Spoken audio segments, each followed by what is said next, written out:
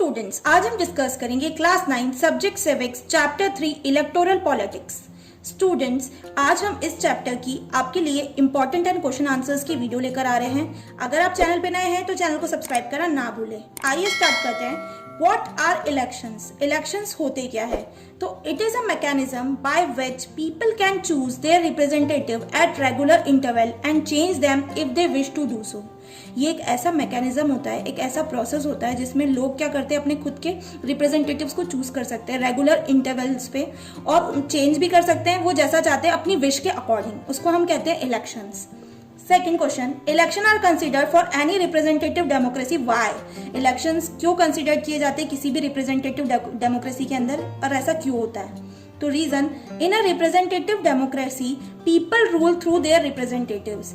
जहां representative democracy की हम बात कर रहे हैं वहां पर जो लोग हैं वो किसके थ्रू रूल्स होते हैं, वो खुद के रिप्रेजेंटेटिव्स को चूज करते हैं। It gives an opportunity to the people to decide who will make laws for them. पूरी की पूरी अपॉर्चुनिटी, पूरी की पूरी आजादी मिलती है लोगों को ये डिसाइड करने के लिए कि कौन उनके लिए कानून बनाएगा। Next question, mention any two disadvantages of having political competition.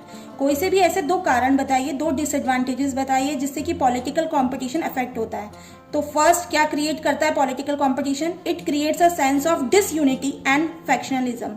एक फीलिंग क्रिएट करता है डिसयूनिटी की और साथ में फैक्शनलिज्म की फीलिंग भी क्रिएट करता है पॉलिटिकल कंपटीशन होने से, बढ़ने से। Second, parties and candidates often use dirty tricks to win elections. और इलेक्शन जीतने के लिए जो भी पार्टीज खड़ी होती है, जो भी कैंडिडेट्स खड़े होते हैं, वो किसी भी प्रकार की कोई भी डर्टी ट्रिक्स का इस्तेमाल करते हैं इलेक्शन को किसी भी हालत में जीतने के लिए। Next question, what is the importance of electoral competition? Electoral competition का क्या इंपॉर्टेंस है? First, regular electoral competition provides incentive to political parties and leaders. अगर रेगुलर हम लोग इलेक्टोरल कंपटीशन करेंगे तो उससे क्या होगा, इंसेंटिव मिलेगा पॉलिटिकल पार्टीज को और लीडर्स को। They know that if they raise issues that people want to be raised, their popularity and chances of victory will increase in the next election. और उनको ये पता रहता है कि वो जानते हैं कि अगर वो कोई भी इशू रेज करेंगे उस समय तो जो पीपल के वॉन्ट्स है और वो उनको फुलफिल करेंगे, साथ के साथ उनकी जो पॉपुलैरिटी है और विक्ट्री यानी कि जीत के चांसेस भी क्या होते हैं, बढ़ते हैं। But if they fail to satisfy the voters with their work they will not be able to win again. और अगर जो वोटर्स है, वोट देने वाले लोग हैं, अगर वो सेटिस्फाई नहीं होते उनके काम से तो वो अगली बार उनको जीतने का मौका नहीं देते हैं। Second, if a political party is motivated only by desire to be in power, even then it will be forced to serve the people. अगर कोई भी पॉलिटिकल पार्टी है वो मोटिवेट होती है कि वो उनका डिजायर है कि वो सत्ता में रहना चाहती है, पावर में रहना चाहती है, तो इवन चाहे उनको किसी भी तरह फोर्स किया जाता है कि वो पीपल की कंसेंट पे वर्क करे। Now next question, what is N electoral roll और वोटर्स लिस्ट? इलेक्टोरल रोल का क्या मतलब होता है और वोटर्स लिस्ट का क्या मतलब होता है? What is its importance? उसकी इंपॉर्टेंस क्या है? Answer, it is a list which carries the names of the person who are eligible to vote. Actually जो लिस्ट होती है उसमें क्या कैरीज किया जाता है, उसमें नेम्स होते हैं पर्सन के जो वोट देने के लिए एलिजिबल है। तो it is important because a voter can cast his or her vote if his or her name in the voter list. और ये इसलिए इम्पॉर्टेंट होता है क्योंकि वोटर कोई भी वोट देने से पहले वो वोट तभी दे सकता है जब उसका नेम उस वोटर लिस्ट के अंदर होना चाहिए, इसलिए इसकी इंपॉर्टेंस है। Next, what is an EVM? EVM क्या होता है? It is an electronic voting machine which is used to record votes.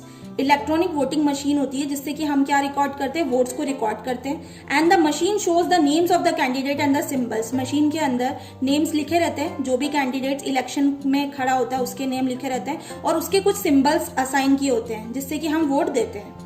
Next, what makes an election in India democratic? Explain.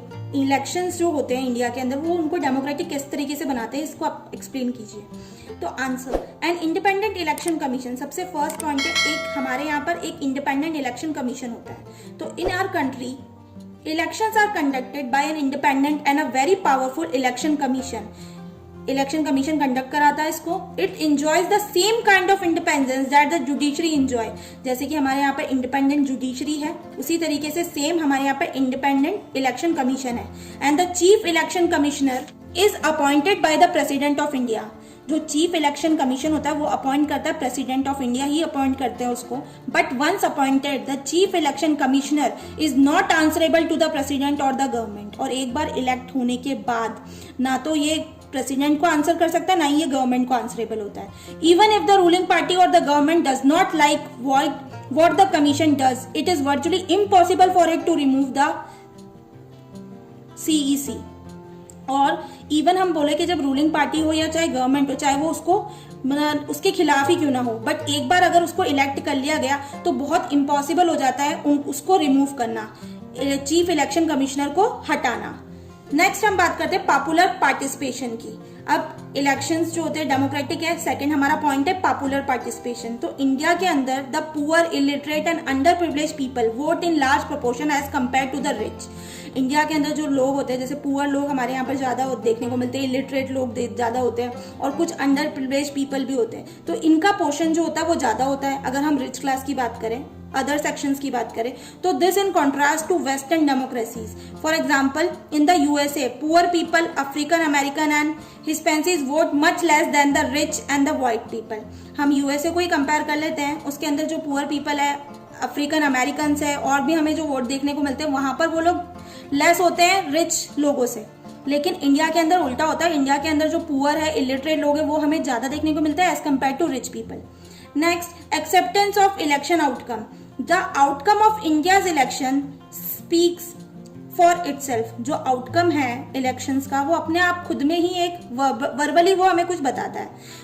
The ruling parties or routinely lose election in India both the national and the state level. जो भी ruling parties है routinely अगर हम बात करें तो loose कर सकती है वो इलेक्शन इंडिया के अंदर, नेशनल लेवल पे भी, स्टेट लेवल पे भी। In fact in every 2 out of 3 election held in the last 15 years the ruling party loss the power. और बहुत सी बार ये भी देखा जाता है, चाहे कोई 2 या 3 साल से इलेक्शन कंडक्ट कर रही है, लास्ट 15 years से चल रही है, बट रूलिंग पार्टी जो पावर में है वो भी लॉस्ट कर सकती है इलेक्शन के time. Next, what is the model code of conduct for election compare. Model code of conduct क्या है इलेक्शन कंपेयर के time. Mention any 3 provisions of model code of conduct. कोई से भी 3 प्रोविजंस बताइए मॉडल कोड ऑफ कंडक्ट के। तो there are some set of norms which each and every political party is accepted to follow during election campaign. कुछ set of norms होते हैं जो हर एक पॉलिटिकल पार्टी को एक्सेप्ट करने पड़ते हैं इलेक्शन कैंपेन्स के time. According to this no party or candidate can, इसके अगर हम इसकी बात करें तो कोई भी पार्टी और कोई भी कैंडिडेट क्या नहीं कर सकता, use any place of worship for election propaganda. कोई सा भी प्लेस वर्शिप का इस्तेमाल नहीं कर सकता इलेक्शन प्रोपेगेंडा के लिए। Use government vehicles, aircraft and official for election. ना ही वो गवर्नमेंट के व्हीकल्स को, एयरक्राफ्ट को या ऑफिशियल को यूज कर सकता है। Once elections are announced, ministers shall not lay foundation stones of any projects, take any big policy decision और make any promises of providing public facilities. और जब इलेक्शंस अनाउंस कर दिए जाते हैं तो कोई भी मिनिस्टर कोई सी भी चीजों के बारे में पहले से नहीं डिसाइड कर सकता, कोई भी बिग पॉलिसी का डिसीजन नहीं ले सकता, ना ही कोई प्रोमिसेस कर सकता है पब्लिक फैसिलिटीज से रिलेटेड। सो स्टूडेंट्स, जितने इंपॉर्टेंट क्वेश्चंस हमें इस चैप्टर के थे वो हमने ऑलरेडी डिस्कस कर लिए हैं। अगर आपको ये वीडियो पसंद आती है तो वीडियो को लाइक करें, शेयर करें और चैनल पे नए हैं तो चैनल को सब्सक्राइब करना ना भूलें। जल्द मिलते हैं नई वीडियो के साथ। Thank you.